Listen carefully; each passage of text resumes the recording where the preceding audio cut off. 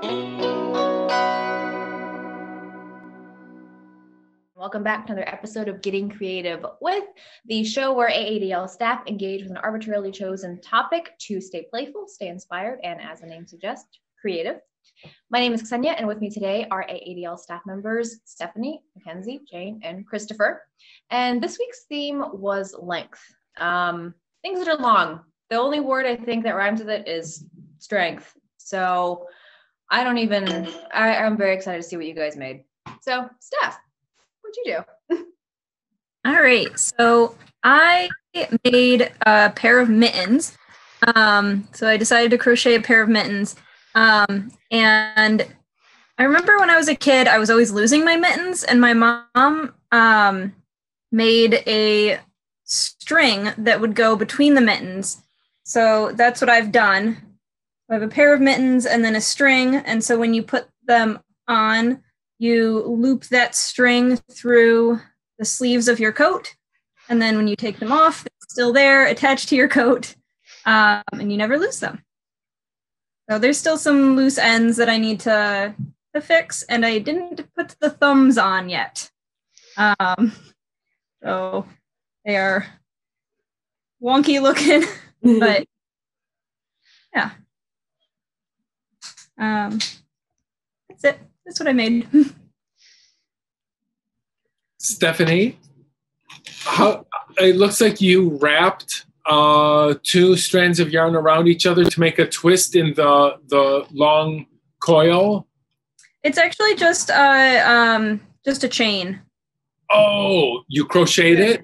Yeah, it's just a chain stitch, but it's really thick yarn, so Let me see. It looks thicker than just a chain. Yeah. Got it. It's really cool looking. Thanks. It was a fast pattern. They said 3-hour mittens. It took me a little longer than that, but. Are you going to put some kind of lining on the inside, or are you just going to leave it like the crocheted fabric? I'm just going to leave it crochet. It's pretty soft. It's like a 10% wool, 10 or 20% wool, and the rest is polyester, but it's pretty soft. I also made them pretty small, so I don't think that there'd even be room to put a liner in. I see. Man, that takes me back. Oh my gosh, I was the kid running around the playground with my little mittens like flapping off my hands because I didn't like wearing them. But I was just talking about this to somebody the other day because I keep losing my gloves. Like, I really need to bring back like I don't even know what you would call that string, just a mitten keeper or whatever, or a mitten leaf. But I love that so much. It's so useful, and we should totally bring it back, and it should be available to all adults. Yes. Well, I know that they make little ones that like are clippies that you can clip onto the gloves. But my mom would always just jab a crochet hook into the ends of the gloves and just a chain. Oh, nice. Yeah. It's adorable. So how long did you make the chain? I'm really bad with guesstimating. It goes so I can stretch it across with my arm fully out, and then probably another 2 hands widths. Okay, gotcha. That's like 3 or 4 feet. Leave them sufficient. Yeah, probably about that. Yeah, I had to keep threading it through my coat and then adding more, and then doing that again to make sure it was long enough. Nice. Very, very cool. Oh gosh, I love that. Thank you for that. That's happy. All right, well, Mackie, hey. So I didn't finish. I knew this was going to take a long time, and I really hoped I'd have the part I was looking for. This is just one of a bunch of panels I have. It's pointed and goes down, and it's part of a coat I'm making. So I will go ahead and screen share, but this is the coat I'm making is this. Oh, nice. Oh, So that's so cool. So you've seen this pink and white I've shown you. I have a bunch of other colors, but that's the pointed panel. I managed to finish the I managed to finish these simple wedges, so I have the 6 I need. I just don't have enough of the pointed wedges yet. So Cool. I have all these, and this is crocheted. It looks knit though. If you look close, I'm using a very special stitch called the Tunisian knit stitch. So it's also the longest crochet stitch I know, because it does this. It's faux knitting with a crochet hook, and that is all these loops. That's one stitch. Wow.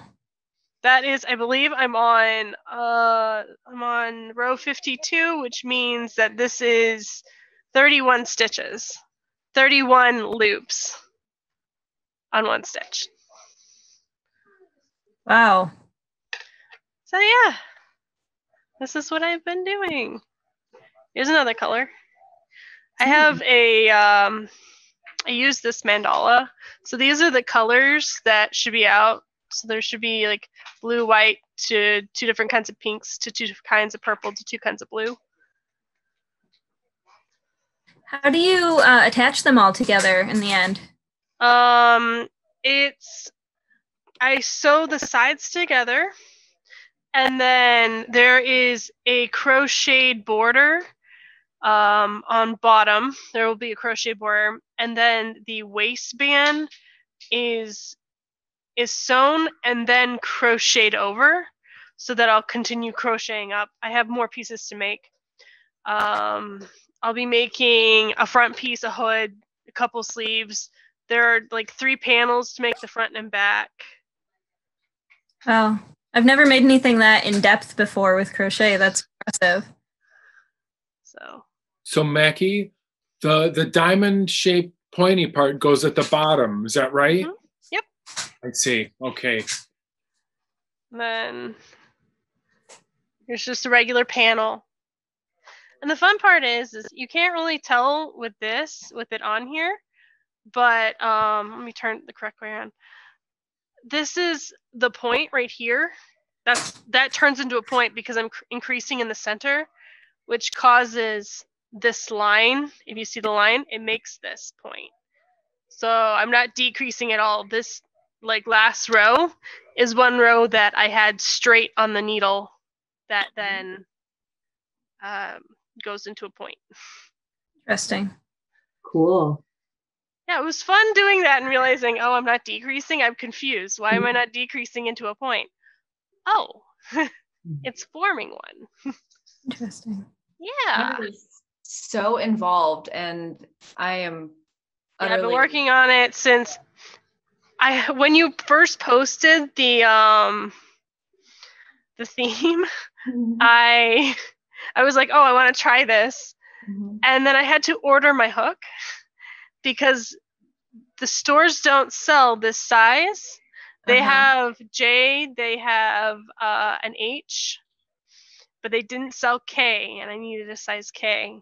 So I had a special order, and it took me a week to get these hooks. So I blame the postal service a little bit. And the stores for not carrying the correct size. But when you just casually want to do a Tunisian knit stitch, right? I mean, yeah. Yeah. That thing's big right now. That is incredible. I had no idea that you could faux knit something with a crochet hook. It looks utterly knit. Wow. Has that been on your sort of crochet bucket list for a while, or did you just find this and all of a sudden say, that looks cool because your for this theme I was looking for, okay, how do I interpret length? Of course I'm going to crochet. I can crochet something really long, or I could do something that takes a long time. So I was looking up ideas, and then I fell in love with this coat, and I'm like, I can do this. I can do this in 3 weeks. And then a week later, I finally get the hook. I'm like, okay, let's see what I can get it done.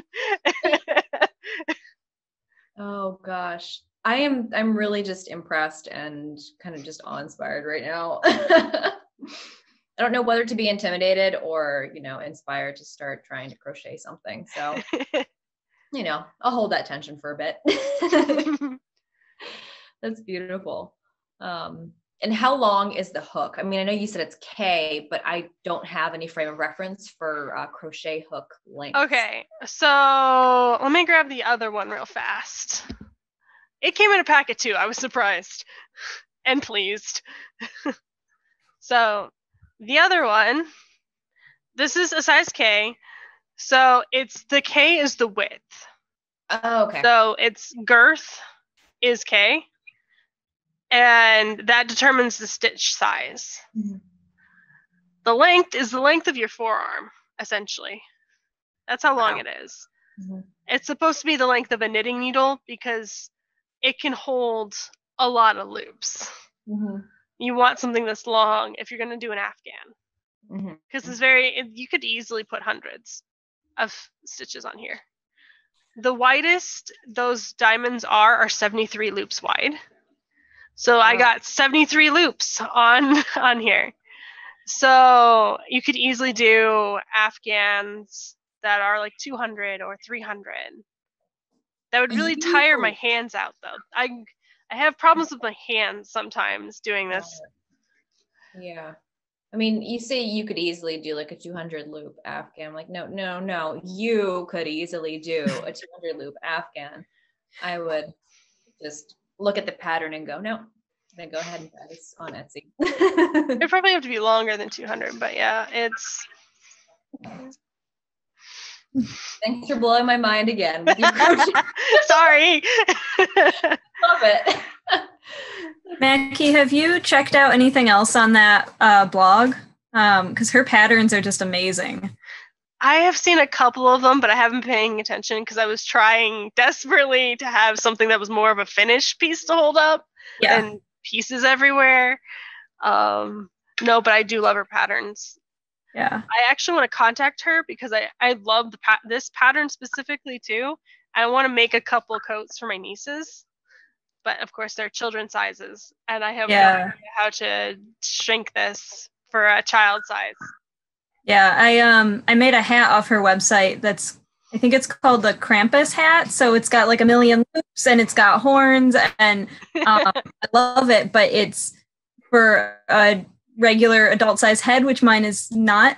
I have a small head. So my husband perfectly.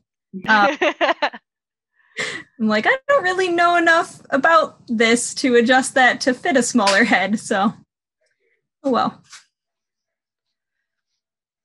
Beautiful. Thank you for that, Mackie. It's always a pleasure to see your skill just made manifest in your projects. Jane, hey there. What'd you make this week?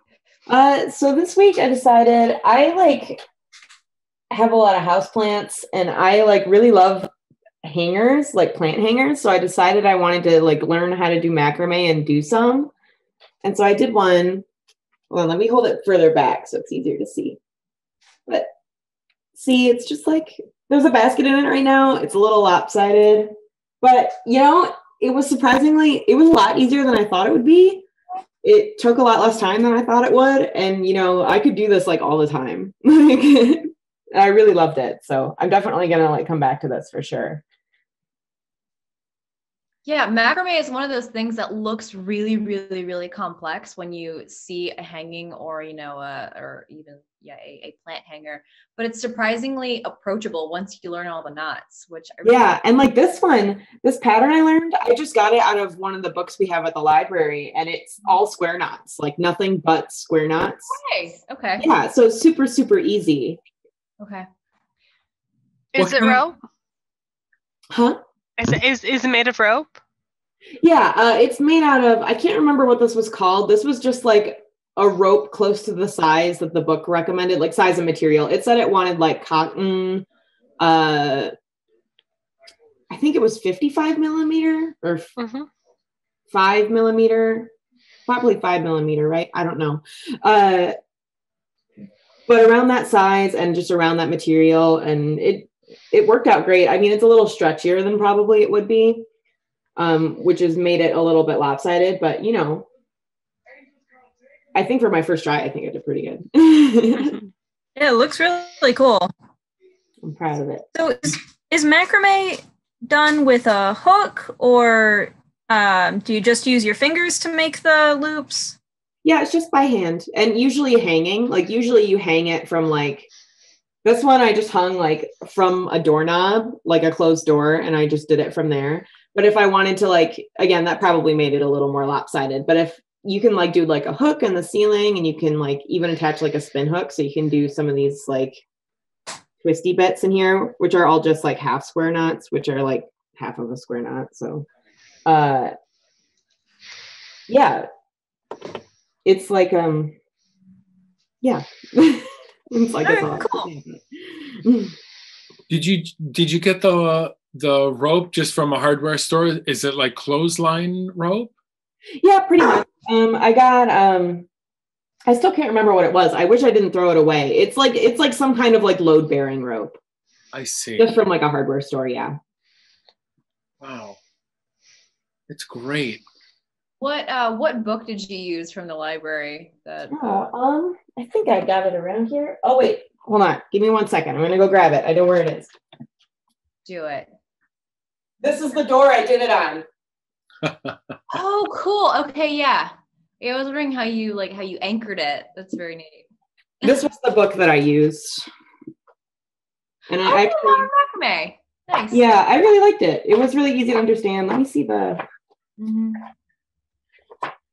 Yeah, I did a little hanging with from that book as well, just because like yeah, the yarns are all like color coded and stuff. It's really cool. It's this hanger from it. Nice. Very neat.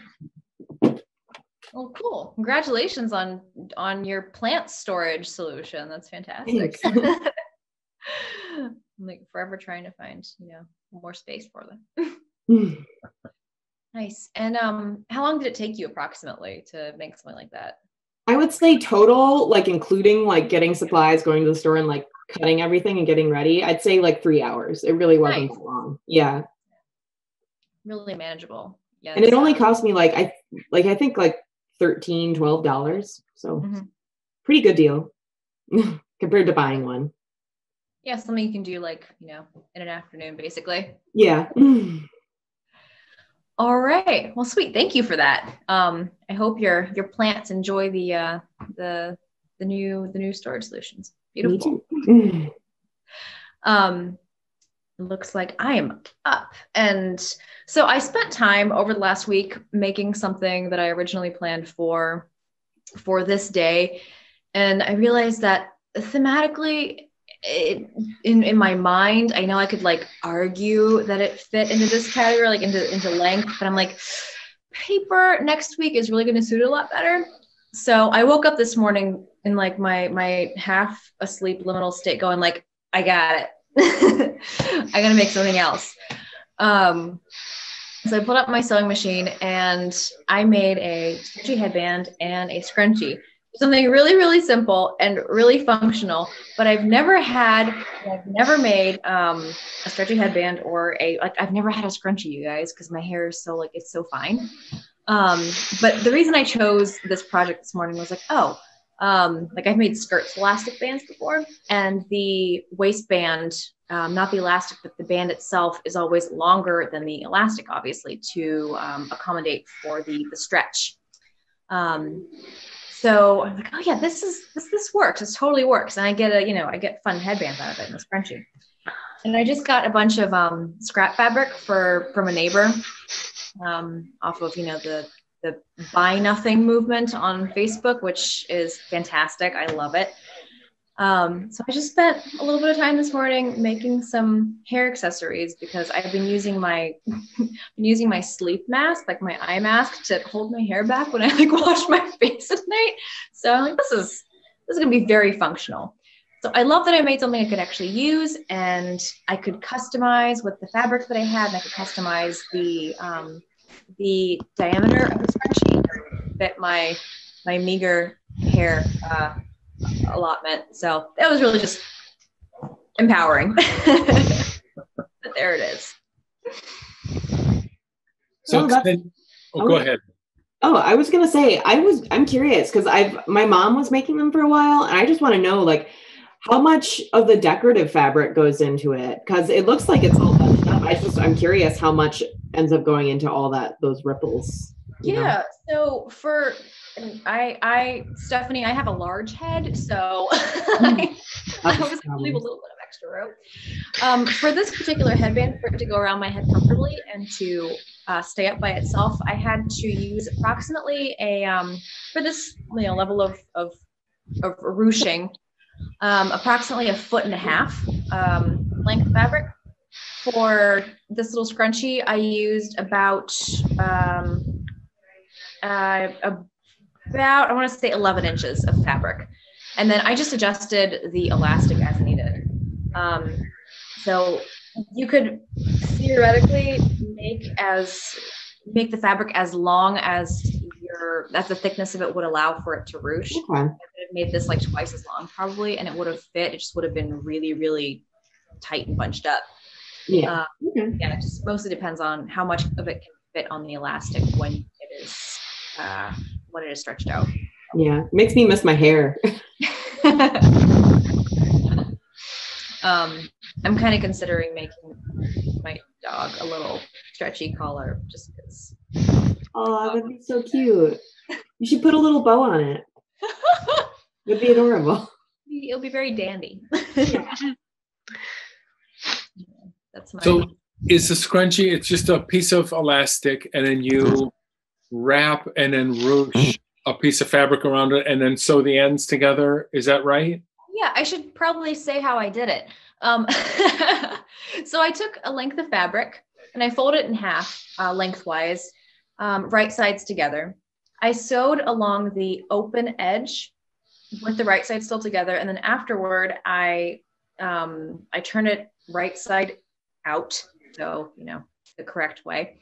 I cut my elastic, I threaded it through using a safety pin, which makes it a lot easier to feed, and just stitched the elastic together with a sewing machine. And then I did an invisible stitch or a ladder stitch to hide the seams, which I just really wanted to practice my hand sewing and some hand stitching as well. So I'm like, oh, cool. The ruching I'm sure helps hide the defects, but yeah, it's like you can't really see the stitches. Hence its moniker, invisible stitch. So it was just really satisfying to have that. That's great. Yeah. But yeah, and that's about it for me. But Christopher, hey there, and welcome back. Hello. I was really happy that it all worked out, that I could join you today unexpectedly. So I didn't have a lot of time to prepare something, but I thought, what can I do? And so I came up with this. I'm just going to check my screen share here. Can you see my screen? Mm-hmm. Okay. So I made a giant blue whale, and because blue whales are up to 100 feet long, and so I took some sidewalk chalk and went out into the street. I don't know if you can tell what that is. That's the mouth of the blue whale, and the very broad strokes are I think they're called throat lines or something like that. And then you can see is that baleen in the whale's mouth? Right. So I drew this in the road, and let's see. This is the tail of the whale. It does not look very good here.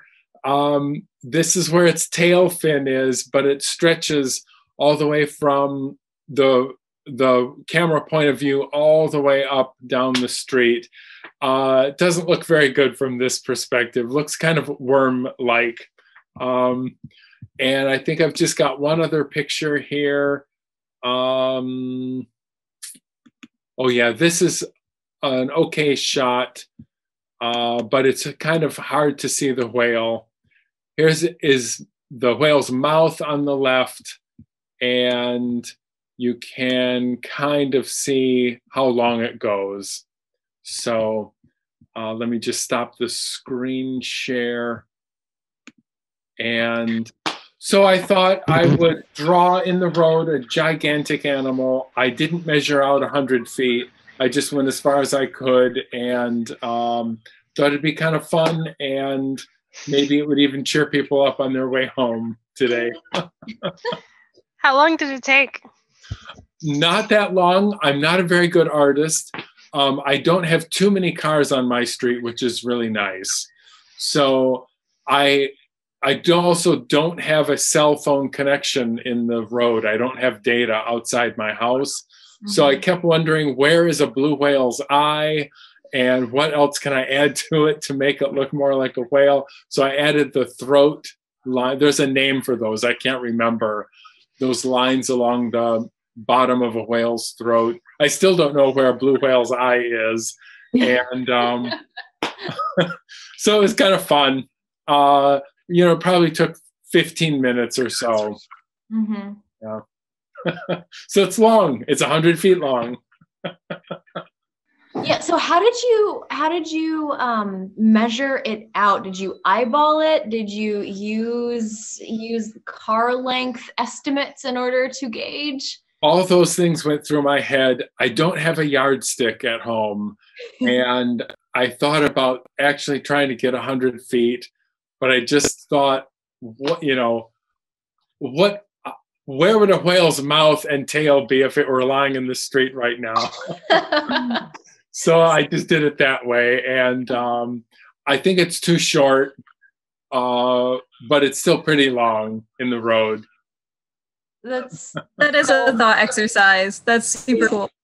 Well, and like all of these things, it's like, I don't know what a blue whale looks like. I don't know where its eyes are, or does it have a blowhole, or how do you draw the baleen in its mouth? It turns out that blue whales have a larger lower jaw than an upper jaw. All these things that when you're trying to draw something, you realize, I have no idea what a whale looks like. Oh my God. So it was really fun. And then my neighbor came home right when I was drawing it, and that made him happy. He also worked at the library. So. Oh, that's fantastic. I love getting a glimpse into your mind during these projects, because it's just lateral thinking that has to happen in order to, come up with a chalk drawing in the fro. That's fantastic. Glad that you're safe, from having played in the street for a part of the afternoon. But I'm also curious, because every time I see these really large either chalk drawings or murals, for instance, on the sides of buildings, the thing that goes through my mind is, how on earth do you create the correct proportion or anything approximating in proportion? Because the image it's so difficult to place mentally on a grid, unless you actually draw the grid out itself, which you didn't. You just used the road.